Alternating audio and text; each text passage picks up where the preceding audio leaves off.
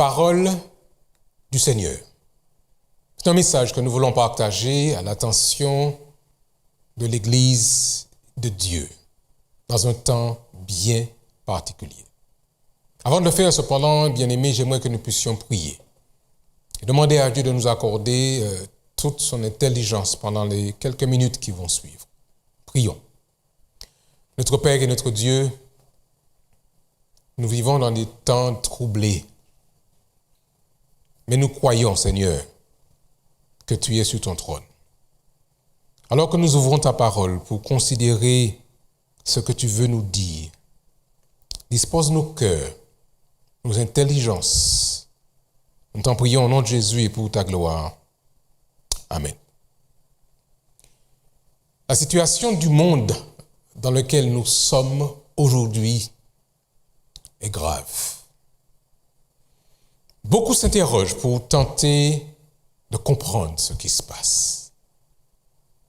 La Bible, la parole de Dieu, nous permet de donner du sens à ce que nous vivons aujourd'hui. C'est pourquoi ce matin, c'est pourquoi aujourd'hui, j'ai voulu prendre une portion du texte sacré afin de considérer ce que Dieu a à nous dire. J'aimerais vous inviter donc, chers amis, à considérer la prière d'un homme de Dieu et la réponse du Créateur. Parce que notre Dieu parle. Notre Dieu n'est pas loin, notre Dieu n'est pas distant. Il est tout près. Cet épisode que j'aimerais vous inviter à considérer, nous le retrouvons dans le livre des Chroniques, dans 2 Chroniques chapitre 6. La scène est assez spéciale. Vous avez le roi Salomon qui vient d'achever la construction du temple de Jérusalem à la gloire de Dieu. C'est un édifice magnifique, resplendissant. Ceci correspondait au vœu de son père, David. Mais l'Éternel n'a pas permis à David de pouvoir réaliser cette construction. Et Salomon fait ce travail. Et ce jour-là, Salomon est rassemblé avec le peuple pour inaugurer, pour offrir cet édifice à la gloire de Dieu. Et dans ce moment d'inauguration, Salomon va faire une prière d'intercession, une prière de dédicace. Et les paroles qu'il prononce ce jour-là, chers amis, sont très importantes. Et j'aimerais vous inviter à considérer avec moi ce que disait Salomon ce jour-là. 2 Chroniques chapitre 6. Et nous lirons, pas toute la prière, mais un extrait de cette prière. Si vous avez vos Bibles dans 2 Chroniques chapitre 6, j'aimerais que nous puissions commencer la lecture au chapitre 6 au verset 21. Daigne, disait Salomon plutôt, daigne exaucer les supplications de ton serviteur et de ton peuple d'Israël. Lorsqu'ils prieront en ce lieu, exauce du lieu de ta demeure, des cieux, exauce et pardonne.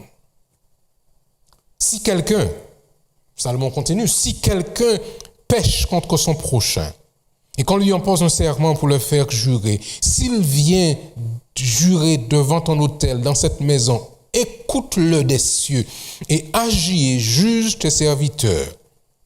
Condamne le coupable et fais retomber sa conduite sur sa tête et rend justice à l'innocent. Quand ton peuple, il dit encore, Salomon, quand ton peuple d'Israël sera battu par l'ennemi pour avoir péché contre toi, s'ils reviennent à toi et rendent gloire à ton nom, s'ils t'adressent des prières et des supplications dans cette maison. Verset 25. Exauce-les des cieux. Pardonne le péché de ton peuple d'Israël et ramène-les dans le pays que tu as donné à eux et à leur père. Et puis, Salomon continue pour considérer tous les cas possibles. Quand le ciel sera fermé et qu'il n'y aura point de pluie, à cause de leurs péchés contre toi, s'ils prient dans ce lieu et rendent gloire à ton nom, s'ils se détournent de leurs péchés parce que tu les as châtiés. Verset 27. Exauce-les des cieux et pardonne le péché de tes serviteurs et de ton peuple, à qui tu enseigneras la bonne voie dans laquelle ils doivent marcher, et fais venir la pluie sur la terre que tu as donnée pour héritage à ton peuple. Au verset 28, il continue. Quand la famine, la peste, la rouille et la nielle, les sauterelles d'une espèce ou d'une autre, seront dans le pays. Quand l'ennemi assiégera ton peuple dans son pays, dans ses portes, quand il y aura des fléaux ou des maladies quelconques, si un homme, j'aime la précision du serviteur Salomon quand il intercède, si un homme, aussi tout ton peuple d'Israël, fait entendre des prières et des supplications, et que chacun reconnaisse sa plaie et sa douleur, et étende les mains vers cette maison, si un homme, alors Salomon de dire, Seigneur, exauce-le des cieux, du lieu de ta demeure, et pardonne. Pardonne. Fais grâce. Rends à chacun selon ses voies. Toi qui connais le cœur de chacun, car seul tu connais le cœur des enfants et des hommes. Ça, c'est la prière de Salomon, qu'il fait en public, devant le peuple. Et puis, le service a lieu, l'Éternel remplit ce lieu de sa gloire. Il est évident que l'Éternel répond, exauce cette dédicace qui lui est faite. Et puis, quand vous continuez à lire le chapitre 7, alors que Salomon était sur sa couche pendant la nuit, selon 2 Chroniques chapitre 7, verset 12, l'Éternel apparut à Salomon pendant la nuit et il lui dit, j'exauce ta prière et je choisis ce lieu comme la maison où l'on devra m'offrir en sacrifice. Et comme je vous disais tout à l'heure que Dieu n'est pas distant et que Dieu est au courant, il est au clair sur ce qui se passe maintenant. Voilà ce que dira l'Éternel à Salomon. Quand je fermerai les cieux, en faisant référence à la prière de Salomon, quand je fermerai les cieux, il n'y aura point de pluie. Quand j'ordonnerai aux sauterelles de consumer le pays, quand j'enverrai la peste ou les pestilences parmi mon peuple, 2 Chroniques 7, 14, si mon peuple, sur qui est invoqué mon nom, s'humilie, prie, cherche ma face, s'il se détourne de ses mauvaises voies, je l'exaucerai des cieux, je lui pardonnerai son péché et je guérirai son pays. Voici la réponse de Dieu à son serviteur. Bien-aimé, l'heure est grave aussi aujourd'hui. Mais c'est aussi le moment pour que l'Église de Dieu de passer à l'action face à une situation qui nous dépasse. Vous savez, cette posture d'immobilisme ne correspond pas à la mission de ce mouvement prophétique de la fin des temps initié par Dieu lui-même. Nous n'avons pas, comme dirait le prophète Ésaïe, à promener des regards inquiets. Mais aujourd'hui, nous voulons lancer une fois de plus un appel solennel à la prière, mais aussi à la repentance. Il est bon de prier, mais il est aussi fondamental de reconnaître ses fautes et de demander à Dieu de faire grâce et de nous accorder son pardon.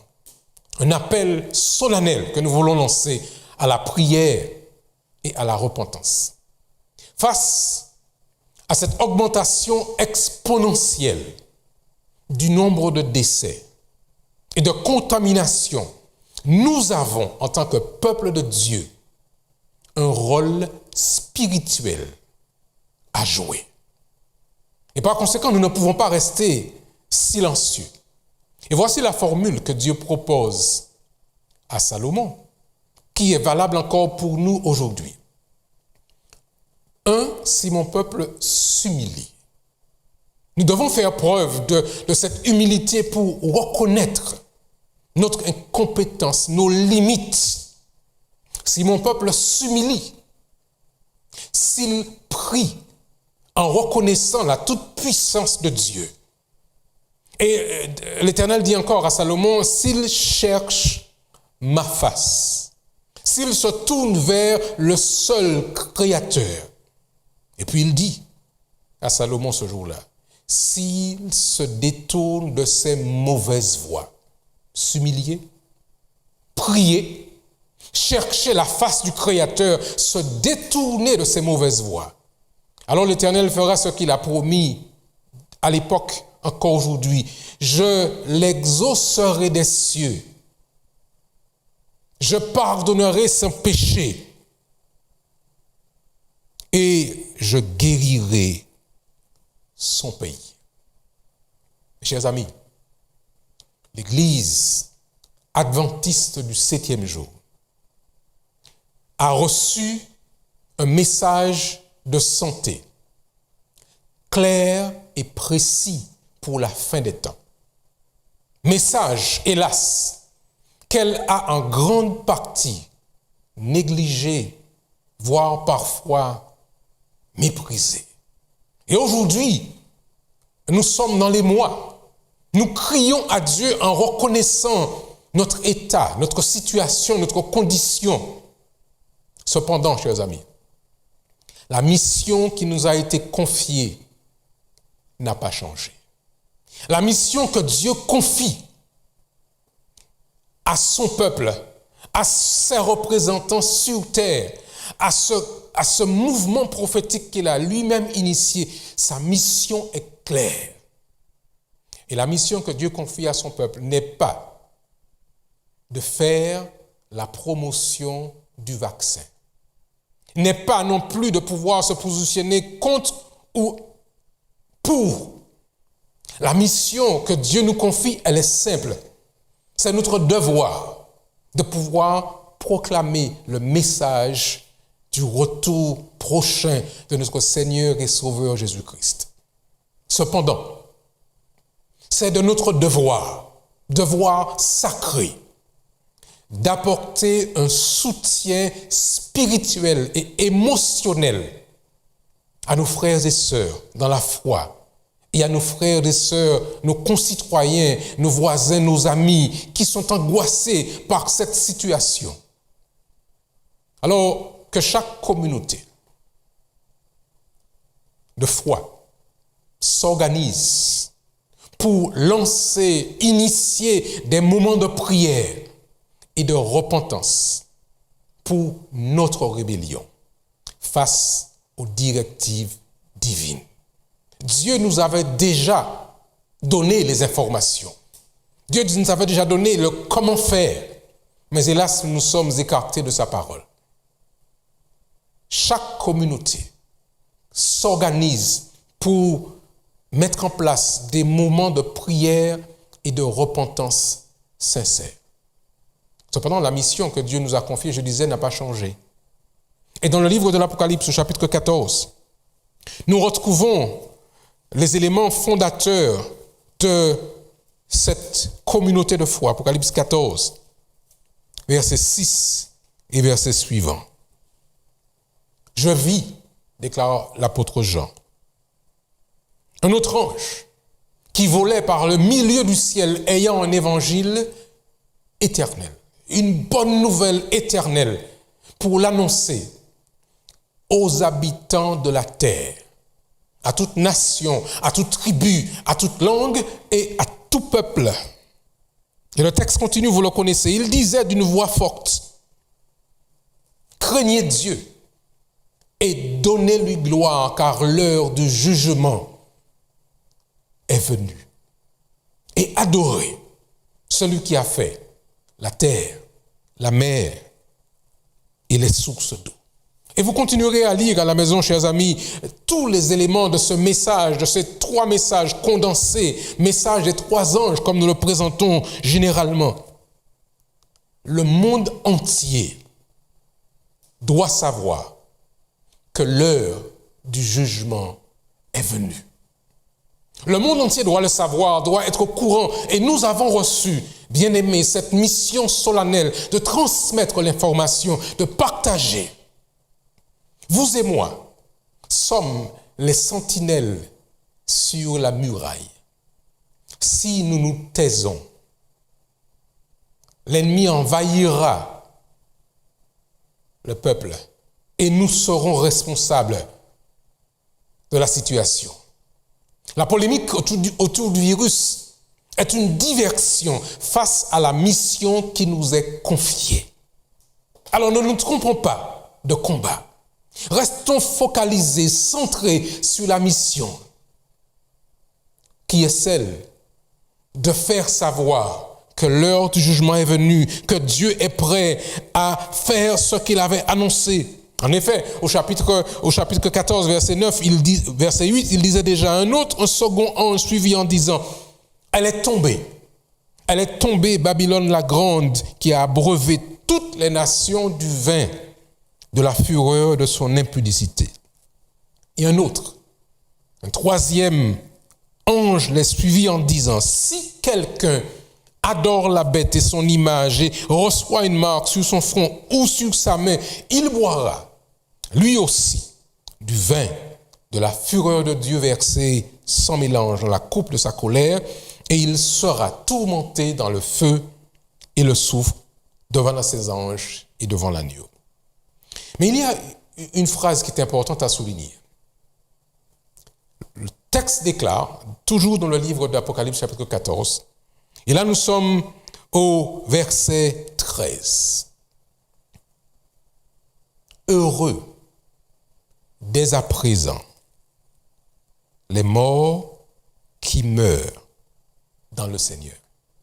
Oui, dit l'Esprit, afin qu'ils se reposent de leurs travaux, car leurs œuvres les suivent. Chers amis, nous comprenons l'angoisse qui est nôtre aujourd'hui face à cette réalité. Mais nous comprenons une chose, que Dieu nous avertissait déjà que dans le prolongement de la proclamation de ce message des 3 anges, certaines choses se passeront, en particulier l'appel du Seigneur de quelques-uns de ses enfants pour qu'ils aillent se reposer en attendant que l'Éternel continue l'exécution de son jugement. La mort n'est pas une fin pour Dieu, mais un sommeil. Ellen White déclare dans le livre Événements des derniers jours que c'est le plan de Dieu que beaucoup aillent se reposer en attendant que l'Éternel mette en branle le plan d'exécution de son jugement.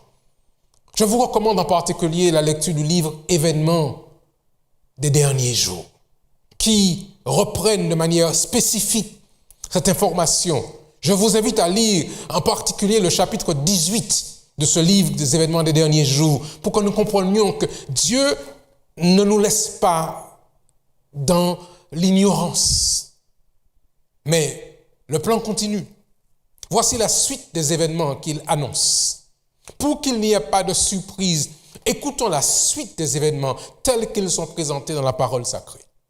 Vous avez vos Bibles encore dans le livre d'Apocalypse chapitre 14. Et lisons à partir du verset 15 et suivant.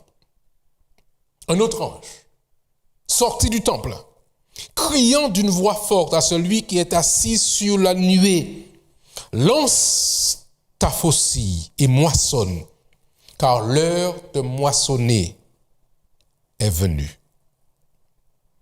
Car la moisson de la terre est mûre. Il dit encore au verset 16, « Et celui qui est assis sur la nuée jeta sa faucille sur la terre, et la terre fut moissonnée. » Un autre ange, au verset 17, un autre ange sorti du temple qui est dans le ciel, ayant lui aussi une faucille tranchante. Et un autre ange qui avait autorité sur le feu, sorti de l'autel, s'adressa d'une voix forte à celui qui avait la faucille tranchante, disant, « Lance ta faucille tranchante et vendange les grappes de la vigne de la terre, car les raisins de la terre sont mûrs. » Mes bien-aimés frères et sœurs, le Christ nous avait annoncé l'imminence du jugement. Maintenant, la suite du chapitre nous donne la description de la réalisation du jugement exercé par Dieu sur cette terre. Verset 20 déclare ceci, « La cuve fut foulée hors de la ville et du sang sortit de la cuve jusqu'aux morts des chevaux sur une étendue de 1600 stades. » Chers amis, nous sommes au début de l'exécution du jugement annoncé dans Apocalypse 14, verset 7. Et en tant que peuple de Dieu, en tant que dépositaire du message pour le dernier temps, nous devons non seulement l'avoir reçu, mais le partager avec ceux qui ne connaissent pas. Alors je lance l'appel encore une fois de plus. Martinique, repens-toi. Martinique, réveille-toi. Église de Dieu, membre de la communauté adventiste du 7e jour, que chacun se ressaisisse et que nous puissions réaliser la mission que Dieu nous a confiée. Dire par mots et par voix, à droite et à gauche, autour de nous, par tous les moyens possibles, que l'heure du jugement est venue. Mais nous avons besoin, chers amis, de pouvoir nous examiner nous-mêmes et de nous rendre compte que combien de fois nous n'avons pas été à la hauteur de la tâche, combien de fois nous n'avons pas été fidèles à l'enseignement que nous avons nous-mêmes reçu. Alors le moment est venu pour nous de faire notre propre mea culpa et demander à Dieu de nous accorder son pardon, de nous permettre de bénéficier encore de sa grâce. Alors la prière de Salomon prendra toute son application pour nous aujourd'hui. Si mon peuple, sur qui est invoqué mon nom, s'humilie, s'il se détourne de ses mauvaises voies, l'Éternel fait la promesse, alors je l'exaucerai des cieux, je pardonnerai son péché et je guérirai son pays. Je me tourne vers vous, chers amis, frères et sœurs, dans ce temps particulier. Nous avons un rôle à jouer, nous avons une mission à accomplir. Dieu sauve encore aujourd'hui. Mais c'est à nous, peuple choisi de Dieu, choisi non pas parce que nous ayons une qualité quelconque, mais par sa grâce, de pouvoir nous lever comme un seul homme et de pouvoir parcourir ce pays par tous les moyens possibles, par les réseaux sociaux, par toutes les formes possibles, par le téléphone, dire que chacun doit se remettre en question, examiner sa propre vie et faire en sorte que nous puissions demander à Dieu de nous accorder le pardon de nos fautes et de nos erreurs. Dieu sauve encore aujourd'hui. C'est la parole de Dieu que j'ai voulu partager avec vous ce matin. C'est la parole que j'ai voulu partager avec vous encore aujourd'hui. Que tous l'entendent et que nous soyons au clair sur notre rôle, sur notre mission, sur ce que Dieu attend de nous. Pasteur, prêchez l'évangile du Seigneur et rien d'autre. Ancien d'église, prêchez l'évangile du Seigneur et rien d'autre. Soyons prêts à encourager, à fortifier, à apporter notre soutien à ceux qui sont dans le deuil, à ceux qui pleurent, à ceux qui sont malades. Mais soyons sûrs de leur porter cette parole d'espérance dans la parole du Seigneur. Bien-aimés frères et sœurs, quel que soit là où vous êtes en cet instant, que nous soyons cette parole de réconfort, Cette parole d'espérance que nous trouvons dans la parole de Dieu lui-même. Et alors, comme les mêmes causes produisent les mêmes effets, l'Éternel, puisqu'il a promis, fera pour nous de grandes choses sur ce territoire et dans le monde entier parce que nous avons fait ou rempli les conditions. Je vous en conjure au nom de notre Seigneur et Sauveur Jésus-Christ. Restons fidèles à la mission que l'Éternel nous a confiée. J'aimerais que nous puissions prier avant de nous séparer. Mais que chacun comprenne que l'heure est venue pour nous, en tant que groupe, en tant que peuple, en tant que communauté de foi, de nous lever et de jouer le rôle que Dieu attend de chacun d'entre nous. Prions ensemble. Éternel, notre Dieu, nous reconnaissons l'état de ton peuple, état parfois de négligence, état d'hésitation, état de doute. Mais tu nous as donné une parole certaine. L'heure du jugement est venue. Tu nous informes toi-même qu'autour de ce jugement, tu rappelleras toi-même certains de tes enfants pour qu'ils aillent se reposer. Mais tu nous informes, Seigneur, que ce jugement sera effectif sur cette terre. Donne-nous, Seigneur, de pouvoir reconnaître nos erreurs. Pardonne, Seigneur, notre manque de zèle. Accorde, Seigneur, nous t'en prions, ton pardon à ton peuple, qui n'a pas toujours été à la hauteur de la tâche que tu lui as confiée. Mais nous croyons, Seigneur, que tu entends et que tu es prêt à pardonner. Et puis, Seigneur, s'il te plaît, puisque tu auras pardonné, entends le cri. Entends le cri de ton peuple ici, sur ce territoire, qui se tourne vers toi. Et fais pour nous, au-delà de ce que nous pouvons demander et penser, pour ta gloire et ta gloire seule dans l'exécution de ton plan. Nous te disons merci, parce que nous avons l'assurance que tu nous entends, que tu es prêt à nous exaucer, alors que l'honneur, que la louange et que la gloire te soient rendues à toi Père, à toi Fils, à toi Saint-Esprit, maintenant et pour l'éternité.